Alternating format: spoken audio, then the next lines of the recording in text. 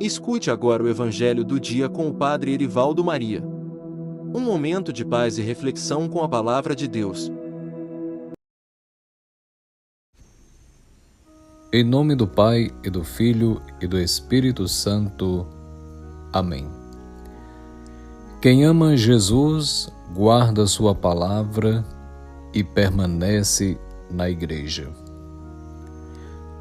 Olá, irmãos e irmãs em Cristo, a paz de Jesus e o amor de Maria. Hoje celebramos o 6º domingo da Páscoa, tempo em que a Igreja continua a nos recordar que Cristo ressuscitou verdadeiramente e vive entre nós. Próximo domingo estaremos celebrando, com a graça de Deus, a Ascensão do Senhor e depois Pentecostes, a vinda do Espírito Santo, que nos santifica, que renova a Igreja. O Evangelho de hoje, segundo João, capítulo 14, versículos 23 a 29, nos revela uma verdade essencial. Se alguém me ama, guardará a minha palavra, e o meu Pai o amará, e nós viremos e faremos nele a nossa morada. Vamos meditar juntos sobre esse profundo chamado ao amor verdadeiro por Jesus. Um amor que se manifesta na fidelidade, na obediência, na comunhão com a Igreja. Jesus não diz que amar é apenas sentir, mas guardar sua palavra. O amor cristão é ativo, fiel, comprometido. Como nos ensina o Catecismo da Igreja Católica, número 1822, a caridade é a virtude teologal pela qual amamos a Deus sobre todas as coisas por Ele mesmo e ao próximo como a nós mesmos por amor de Deus. Amados irmãos e irmãs, diletos internautas que nos acompanham, guardar a palavra é viver como discípulo, é fazer da própria vida um altar. Isso exige renúncia, fidelidade e coragem, como aconteceu com os discípulos. Nós também devemos ser discípulos de nosso Senhor. Por causa do batismo que nós recebemos, fazemos parte desta Igreja. Cristo prometeu enviar o Espírito Santo para ensinar e recordar tudo o que Ele nos disse. Mas a quem o Espírito foi confiado? A Igreja Católica Apostólica. O Espírito Santo guia a Igreja, que é coluna e sustentáculo da verdade, como Paulo fala em 1 Timóteo 3,15. No Catecismo, número 857, lemos: a Igreja é apostólica, porque foi construída sobre o fundamento dos apóstolos, testemunhas escolhidas e enviadas em missão por Cristo.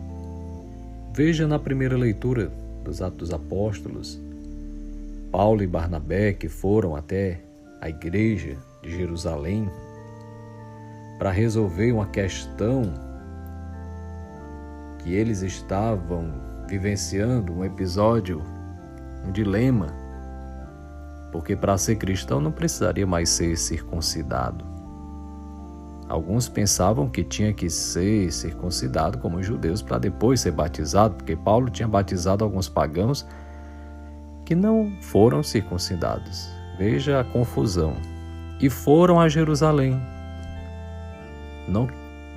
Eles não poderiam resolver sozinhos. Veja só, que aí a confusão seria maior que o que acontece hoje em algumas denominações religiosas, porque romperam com a sucessão apostólica. Esse é o problema. Então eles foram, existia um líder, Tiago, mas Pedro, ele foi o escolhido da igreja toda, então não decidiram sozinho como donos do seu nariz, como um galpão que não tem portas nem janela. Não é assim que funciona. Então, Jesus, ele mesmo escolheu 12, fundou a igreja. Então, existem pessoas que foram confiadas por Jesus. É o que a segunda leitura também, Apocalipse, revela a glória de Deus, a Jerusalém celeste, falando a respeito da igreja que Jesus fundou. De modo que não existe amor verdadeiro a Jesus fora da comunhão com sua igreja. É por isso que amar Jesus é também amar a igreja, obedecer à sua doutrina, escutar a voz dos sucessores dos apóstolos, que são os bispos, em comunhão com o Papa. O Papa, atualmente hoje, o Papa Leão XIV, sucessor de Pedro. E os bispos, sucessores dos apóstolos, são nossos pastores. E nós devemos ouvir a igreja.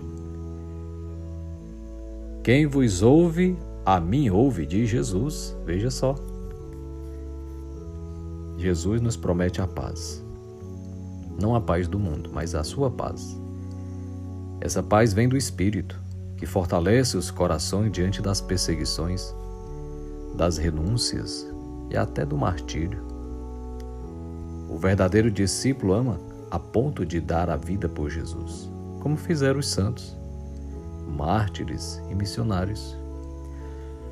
O Catecismo número 2473 nos lembra: o martírio é o supremo testemunho prestado à verdade da fé. Pessoas que perderam sua vida, foram mortos por causa de Jesus. Hoje somos chamados a ser também testemunhas do amor de Cristo, mesmo no mundo que o rejeita. E a pergunta: você está disposto a viver e morrer por Jesus? Também é para mim. Padre Erivaldo, você está disposto a viver e morrer por Jesus? E você que me escuta, que talvez até murmure, reclame de algumas pessoas da igreja, que não aceita certas normas, certos preceitos, que não concorda, que tem sua própria opinião, enfim. Está disposto a defender sua igreja?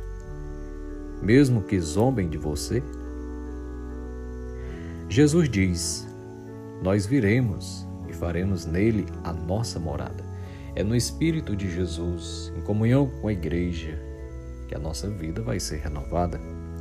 Não é algo simbólico. Deus quer habitar realmente em nós. E isso se realiza plenamente pelos sacramentos, sobretudo na Eucaristia, onde Cristo se dá em corpo e sangue. Quem come a minha carne e bebe meu sangue terá a vida eterna de Jesus. Mas para que ele habite em nós, é necessário guardar sua palavra, viver a fé com profundidade, estar unido à igreja, viver em estado de graça, confessar os pecados e receber com dignidade a comunhão. Queridos irmãos e irmãs que me escutam através desse momento de meditação com a palavra de Deus, amar Jesus é muito mais do que palavras ou sentimentos. É fidelidade, é obediência, é comunhão com a igreja que ele mesmo fundou. É escutar os seus sucessores, viver os sacramentos, testemunhar com coragem, mesmo diante do sofrimento. Seja firme na fé. Permita que o Pai, o Filho e o Espírito Santo habitem em seu coração. Que Deus nos ajude a vivenciar nossa fé na Igreja Católica Apostólica Romana, em unidade com o Papa Leão, com os bispos, com os sacerdotes, com os missionários batizados, enfim, é o corpo místico de Cristo. Que assim seja. Muito obrigado por estar aqui comigo. E se esta reflexão te ajudou, curta, compartilhe, inscreva-se no canal caso não seja inscrito e deixe abaixo o seu comentário. Vamos juntos espalhar a palavra de Deus. Deus te abençoe e até o próximo vídeo, se Deus quiser. Bom final de semana, fica com Deus e até outra oportunidade, se Deus quiser. Salve Maria!